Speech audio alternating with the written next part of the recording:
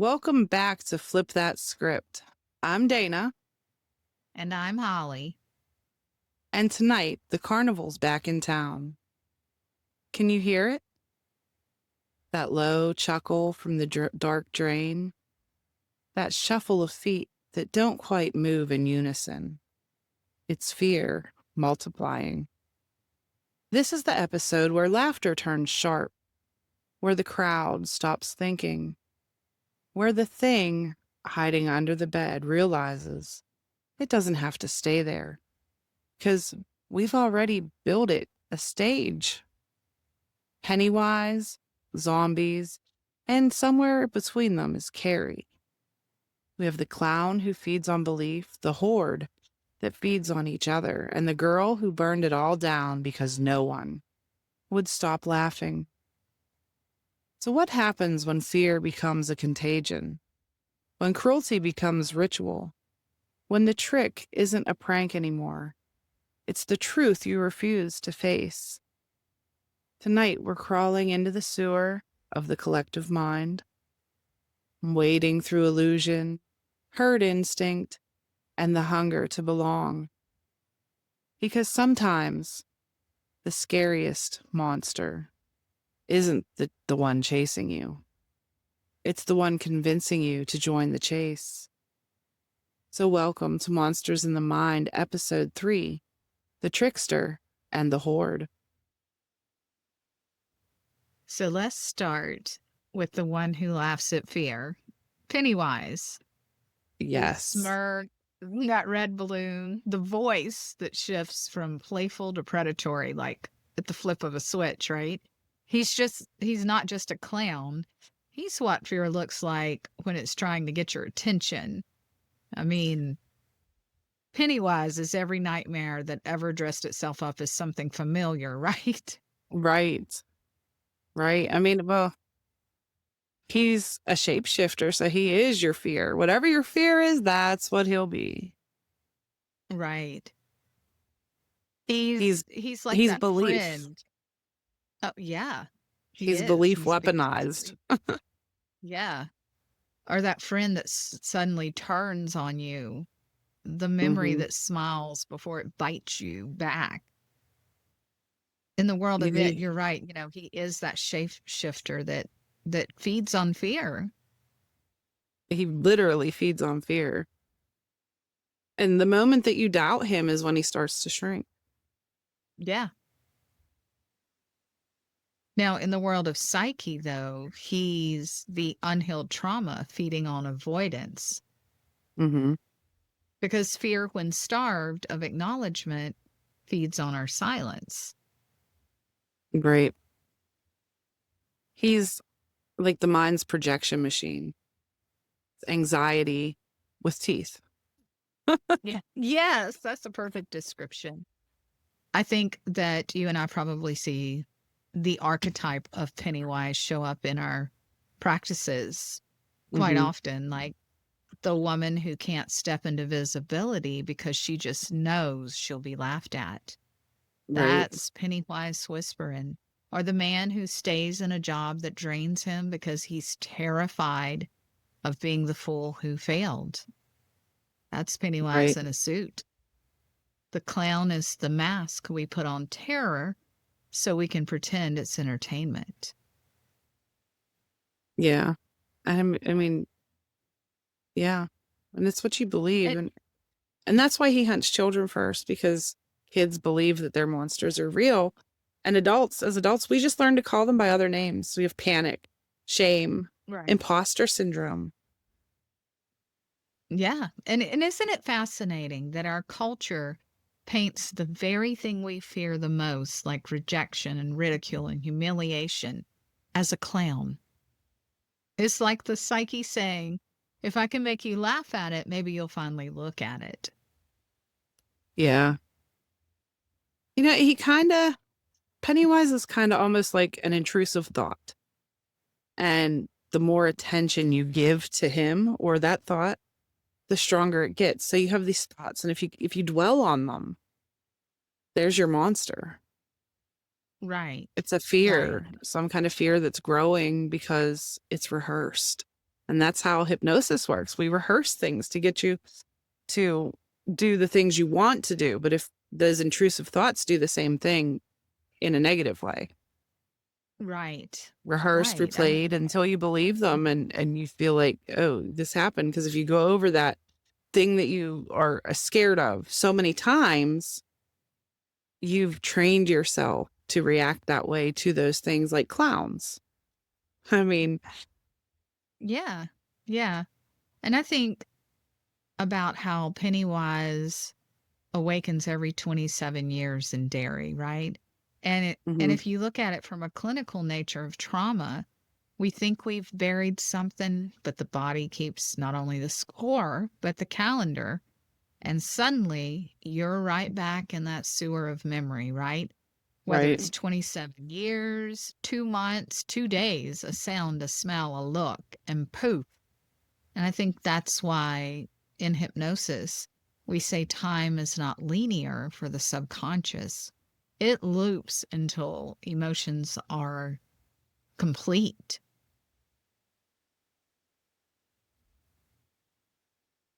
It's the whole story of Pennywise is crazy. I mean, Stephen King's a Yes, master mind at is his craft. brilliant. you Right. know, Yeah. I Yeah. read somewhere once that he scares himself. Yes, I can imagine he does.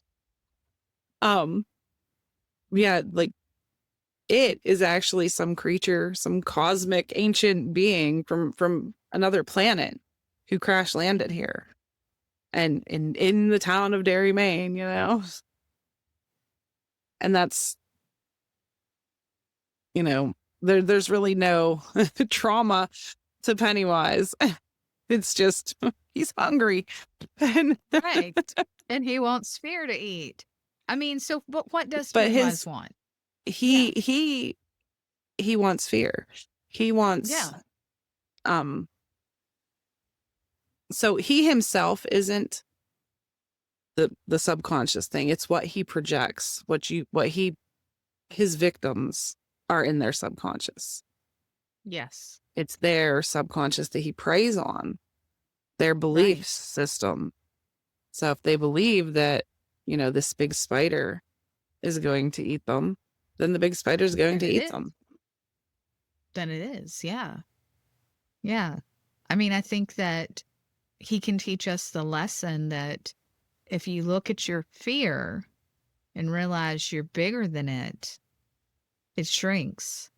If you look at that child within you and you stop believing the monster under the bed has power, he shrinks and Right. he's gone because fear can't feed off of what's acknowledged.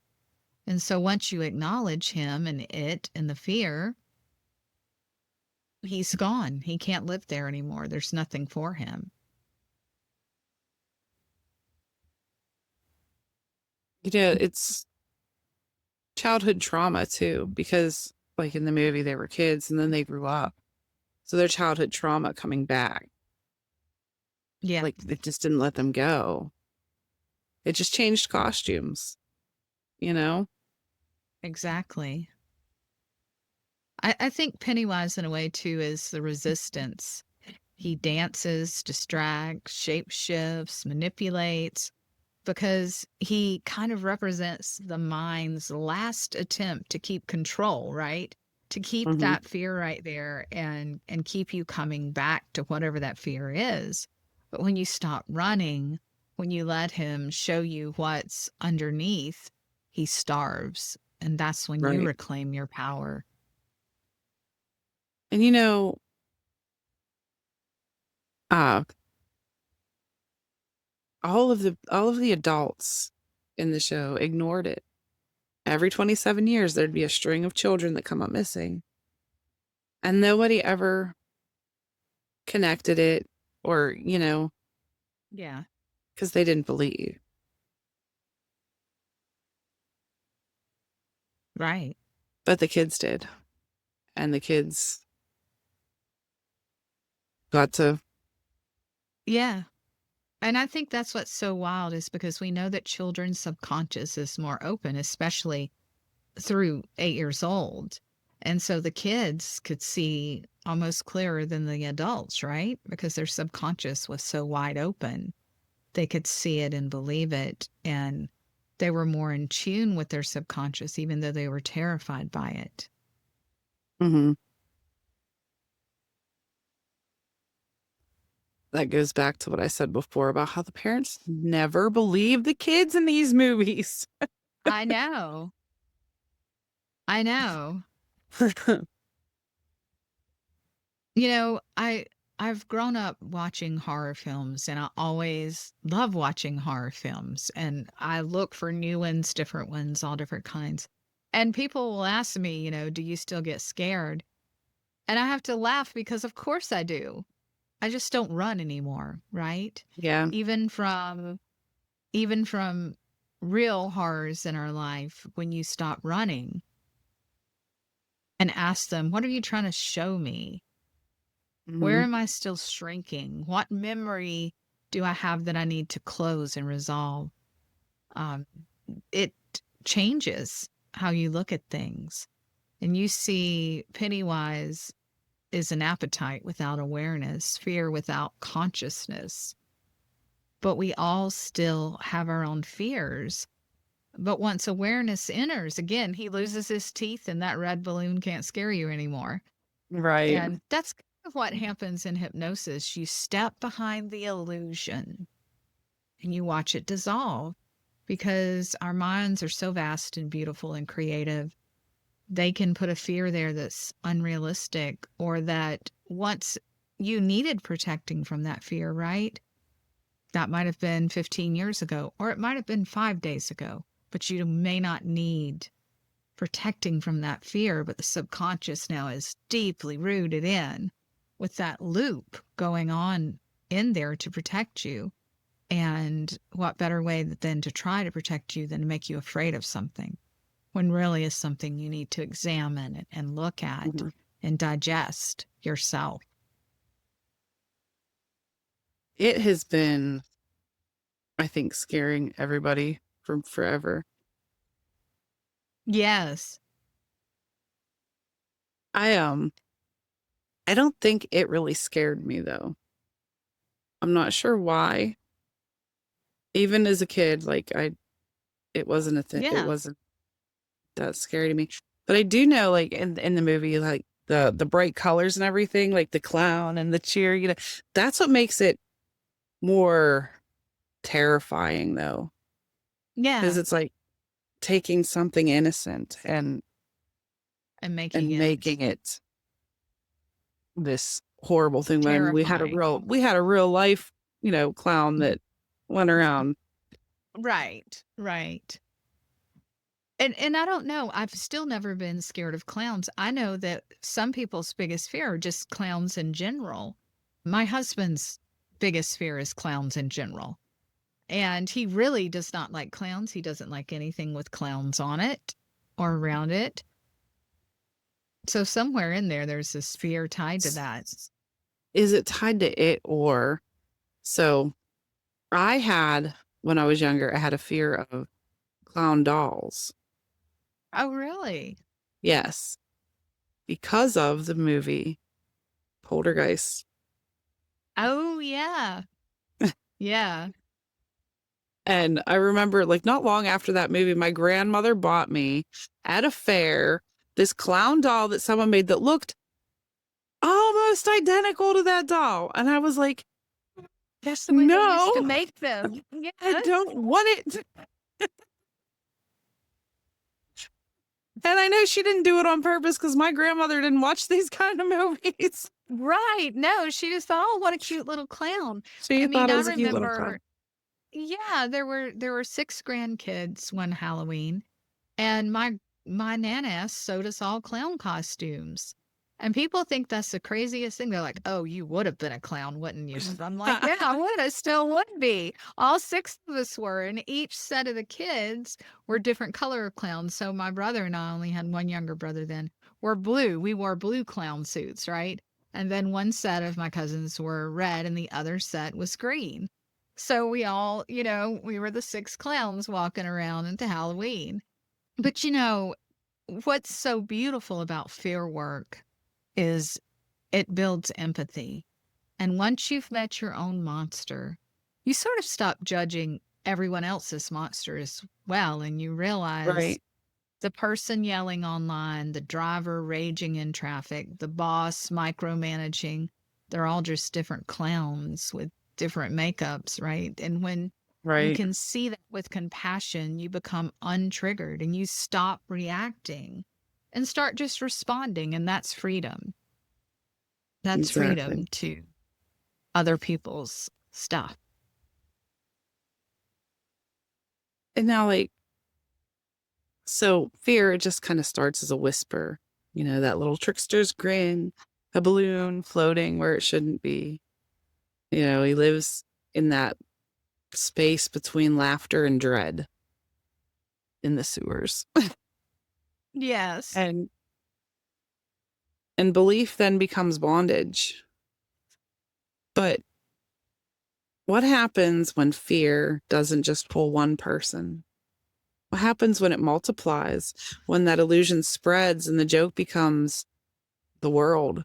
That's, the clown disappears and the crowd takes over and the laughter stops being funny and the rhythm becomes a marching, and suddenly everyone's hungry for the same thing: Yeah. brains. We're moving into the zombies here. Yes. Yes. There's been so much with zombies. And I mean, heck, we even play a game with zombies. Right. Exactly. Exactly. I mean, what comes after fear? Numbness. After the Numbness. adrenaline fades, after the heart slows, and there's that quiet deadness, the moment where the body says, I can't feel this anymore. That's where the Hmm. zombies live. I mean, zombies have always fascinated me. I think, Dana, you and I recently talked about the old black and white movie, Yes. right? Yeah. And they don't hunt because they hate, they hunt because they're empty. They're like hunger wrapped in dead flesh, the walking metaphor for what happens when we lose connection with our own soul. So if Pennywise is fear, then zombies are like disconnect. They're like people Right. sleepwalking through their own lives and Yes. existing, not living. Exactly. Because they're not scary because they bite. They're scary because they all agree. They just have the same walk, the same moan, the same craving. They're really the metaphor for losing yourself to the crowd. Yeah. Yeah. Exactly. It's our biggest It's anxiety is consumerism, conformity, and the right. apocalypse and obedience. And Right. Right. every era seems to reanimates them for whatever the new herd behavior is. Like, we used to watch them on TV and now we scroll with them, you know? Everybody's in Exactly. zombie mode. I think that in most zombie stories, it's never the monster that scares us the most. It's how fast normal people become them. One bite, Yes. one moment of infection, one emotional shutdown, and suddenly there's no empathy left. That's not fantasy. That's real trauma. That's real, collective. And that's what happens when the nervous system says no more in a Right. climate. And so many people put on blinders and bond together. And it's like empty people walking around pretending nothing's going on. Hmm. Yeah, they kind of represent the default mode networks, stuck on Yes. autopilot. They have no curiosity and no individuality, no Yes, individual thoughts at all. exactly. They're functional. They smile, they say the right words. But when you ask them what they want, there's It's almost just a silence brains. because they don't know. They're in like a trance. They want whatever Right. the crowd is following. They are in a trance. And see, that's where hypnosis comes in, because Yeah. hypnosis Yeah. does the opposite. It wakes people up from trance and returns them Yes. to their conscious choice. Yeah. Right. I mean, in hypnotherapy, one of the most profound things we do is we reanimate. We bring life back to was gone. And that Hmm. doesn't mean hyperpositivity or fake energy. It means giving No. you permission to find your own thoughts again, to feel again, to uncover the real you. And to Because get that emotion, individuality that yeah, everybody's so different. right. When you are numbed out long enough by following a crowd with no thoughts of your own, you forget how to plug your own self back in. I mean, I mean, I th- honestly, how many times ha- not just you, but like the audience here, how many right, times have you thought to yourself, oh, you see someone and you, oh yeah, he's a jerk. Why is he a jerk? Is it because somebody told you he's a jerk? Or did you actually have an experience? Do you know that? And that experience that you had, was that just a one-offer? Was it is he really a jerk? That's kind right, of along this, right. you're just taking what other people say and saying that's must be it. That's it. It's a collective shadow of disconnect, really, because you aren't connected. You don't know. Where did you get that information? What makes it true? And what was your experience with it? Or is it just somebody said, they said?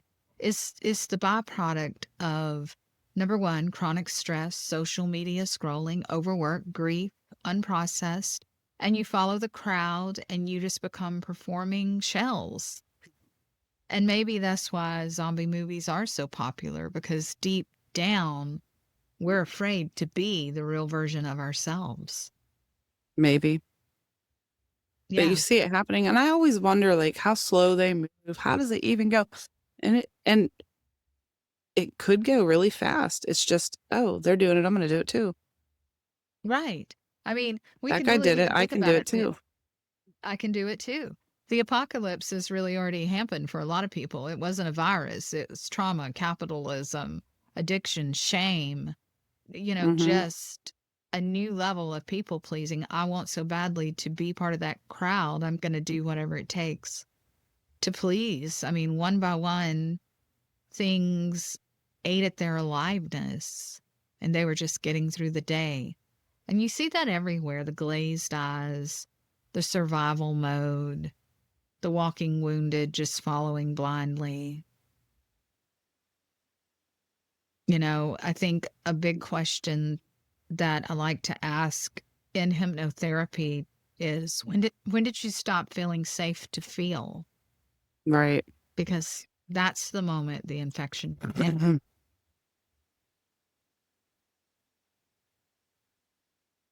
Yeah. It's The empty it self shuts, yeah, the empty too. self. A life without consciousness. You've no thoughts of your own. You just obey. Right. I mean, it shuts down your sensations. So, yeah, you might not feel pain because you shoved that down, but it also shuts down joy and love and awe and wonder and all of the good things because to feel, you have to feel it all. Mm-hmm. And before you know it, you're just in that collective of whatever you're following. I mean, how many times do you buy something because you know it's a good product, or do you buy it because the name on it is what everybody else has? Right. Like when everybody went crazy for those mugs, what were they? Yes, everybody had to. I'm like, why? I'm good with my little coffee cup right here. Yeah. Yeah. Got this at the dollar And, store. you know, sometimes it's real subtle. I'm sure you've had clients like this, Dana, that says, I don't remember my childhood, or I just can't cry anymore. That's Yeah. a disassociated state. It's a protective freeze. And as hypnotherapists, we don't force it to thaw, we invite it. And we create a safe enough space for the body to whisper, maybe it's okay to come back now. Hmm. So you know the word zombie, it comes from Haitian background, like They Yeah.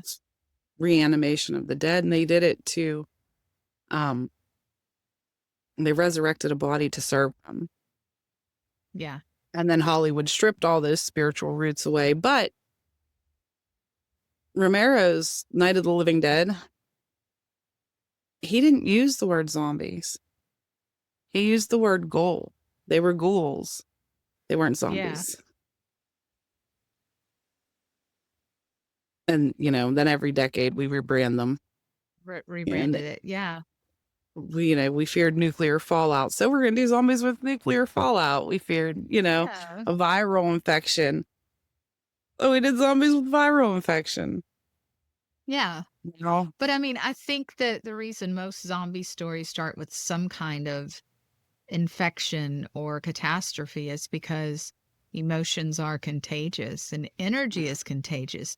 I mean, fear spreads, hopelessness spreads, and that's the real contagious right there is the collective moving in trance in one direction without even knowing why. The cultural hypnosis of constantly to consume, to compare, to keep up, the mass hypnosis of scarcity and distraction, all of that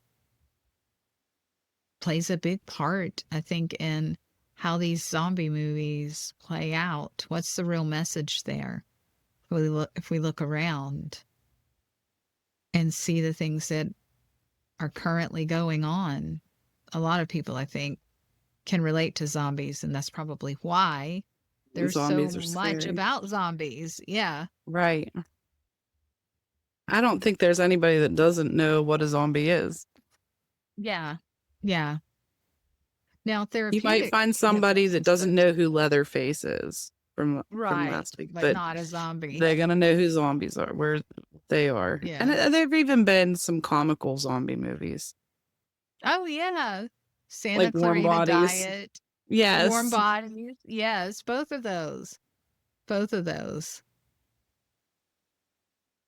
So, the horde shuffles forward. They don't have a voice. There's no thoughts, just repetition. We join the crowd because it's safer than standing alone, right?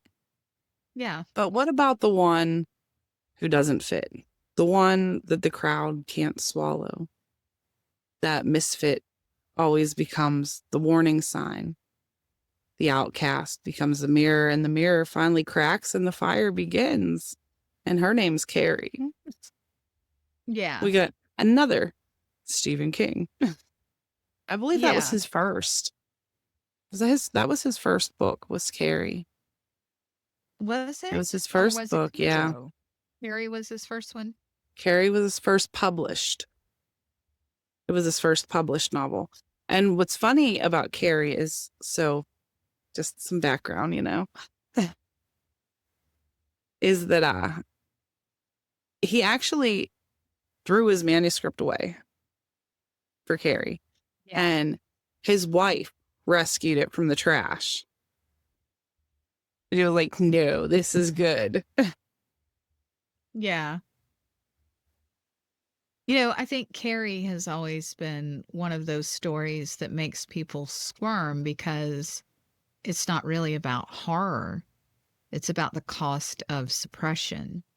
She's Mm-hmm. that archetype of the silenced one, the shamed one, the one who was told her sensitivity was weakness and her intuition was wrong. She's what happens when power grows in the dark because it isn't allowed to be shown. And so when I watch Carrie, honestly, I don't see a villain. I don't see a No. monster Well, in I do. Carrie. Society is. Right, right. I think every part of every person who learned to hide their magic, their own gifts to just survive. The girl sitting alone in the locker room, awkward and gentle and waiting so badly to belong. She's that piece of you that still wonders, do I fit in? Do I belong here? And the world around her, with all its cruelty and ignorance, mirrors the Mm-hmm. inner critics that live inside, mocking the parts that feel too much. Right. And I believe that fire is really just like the return of her power after a lifetime of powerlessness. Yes. She was powerless against her mother, her peers, everybody until that night. Yeah. 'Cause I her mean, mother was a frantically religious woman who just, right. you know, Carrie couldn't do Everything was anything evil. right. Yeah. Yes.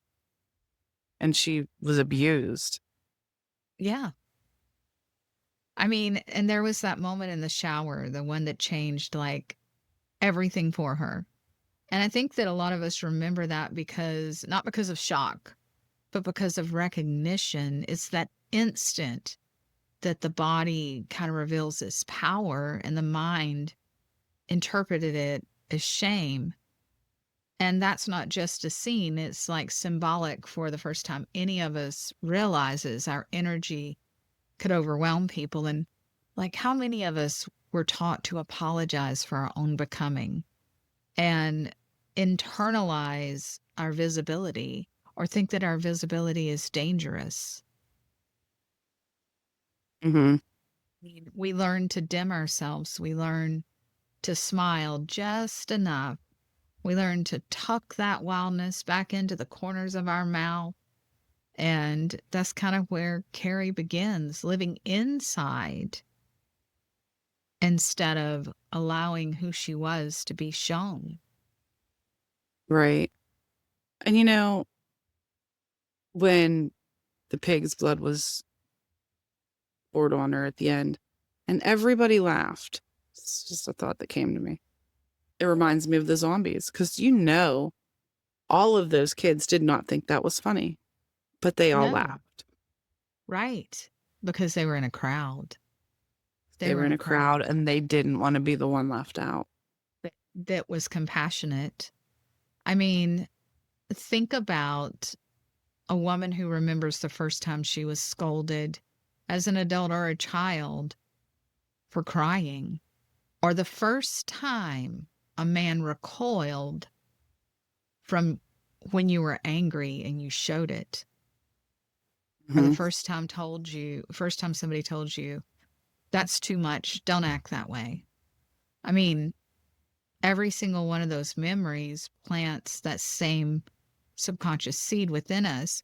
If they see the real me, they'll turn away. And so, therefore, that whole crowd is going to go with the crowd because if they saw or showed compassion, they would stand out and be ridiculed like Carrie. Right. And they didn't want that. And Right. that's what makes zombies. And how fast did It that is. go? Right. Right. Everybody Exactly. projected their cruelty onto her. She They was just like did. kind of the vessel for their Yeah. torture. And usually people Exactly. that feel the need to project their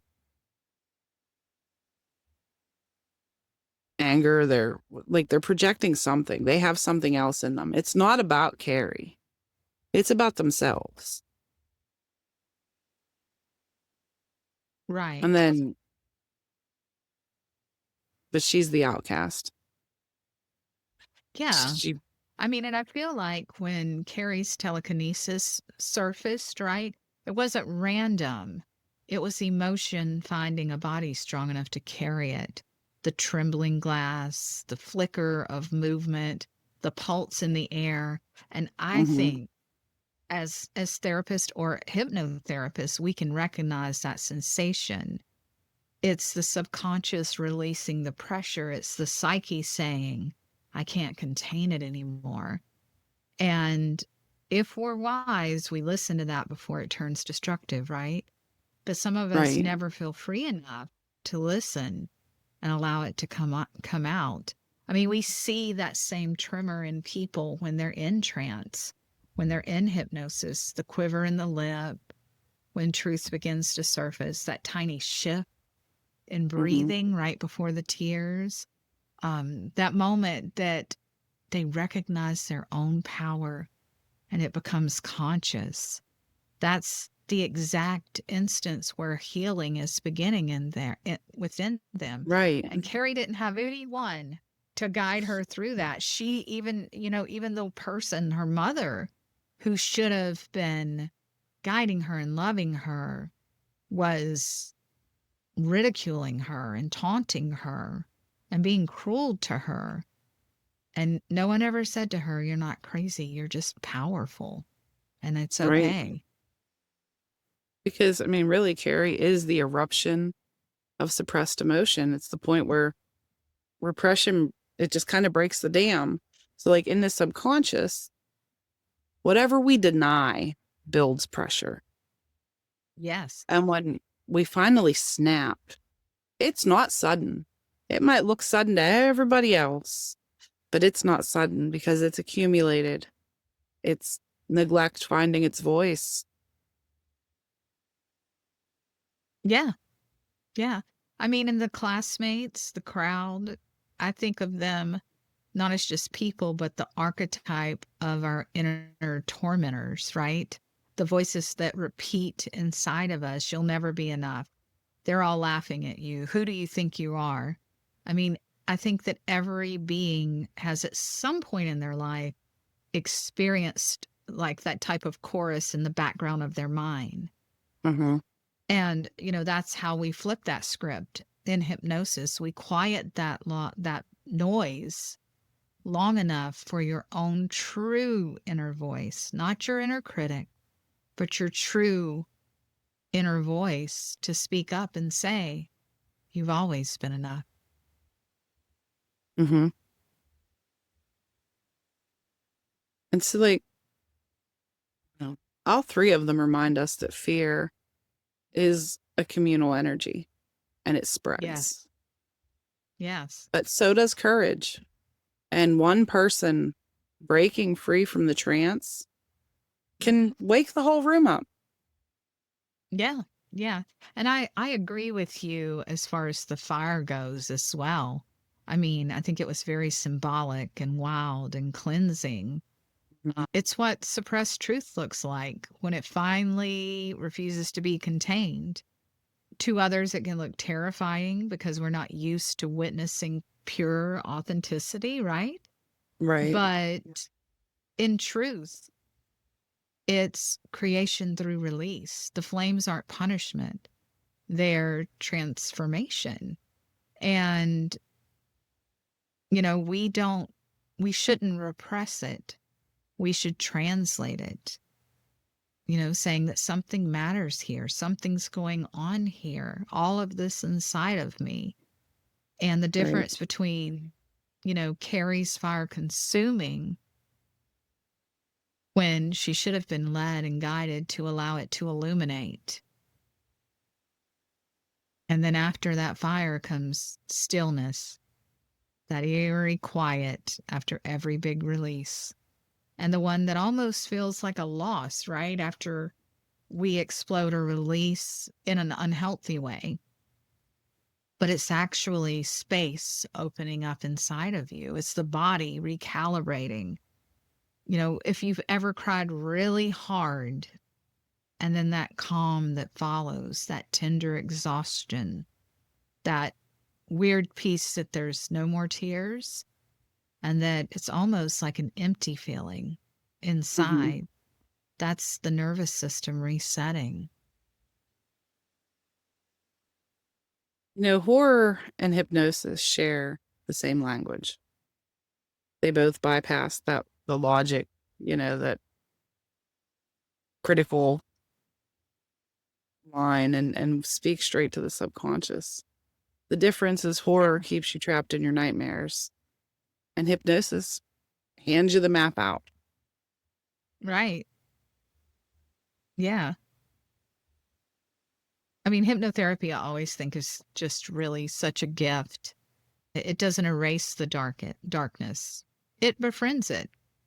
It's Mhm. sitting with the thing that scares you and realizing it's made of the same material that all your good qualities are made of. Fear and freedom share that same heartbeat. Numbness and peace share that same doorway. And power and love are twins, just separated by shame. So when life feels heavy or strange, we need to pause for a moment and kind of just, pause, close your eyes, and ask yourself, which part of me needs to be seen right now? Is it the fearful one, the tired one, the angry one, the hopeful one? What shows up when you ask yourself that question? And don't fix it, just notice it. Because awareness, again, is what ends the horror story. Right. And that, my friends, was the trickster and the horde, the clown, the crowd, and the girl who burned the whole circus down. Pennywise reminded us that fear only wins when we feed it. The zombies showed us what happens when we forget who we are. And Carrie, oh, she provided that rage. It's just pain that got tired of asking nicely. Exactly. Horror always tells the truth. It just screams in Technicolor. The question is, are we brave enough to listen? And if you made it this far, you already are. You faced the trickster, you walked through the horde, you stood in the fire and came out shining. So take a deep breath, Lip Fam. And as always, if this episode stirred your mind or cracked your mask a little, don't keep it to yourself. Like, share, comment, and subscribe, because that's how our tribe grows. How this weird little corner of the internet keeps pulsing with life. And we've got plenty more magic coming your way. Every single morning we go live with our morning meditation. That's at 8 a.m. Eastern. No, 9 a.m. Eastern, 8 a.m. Central.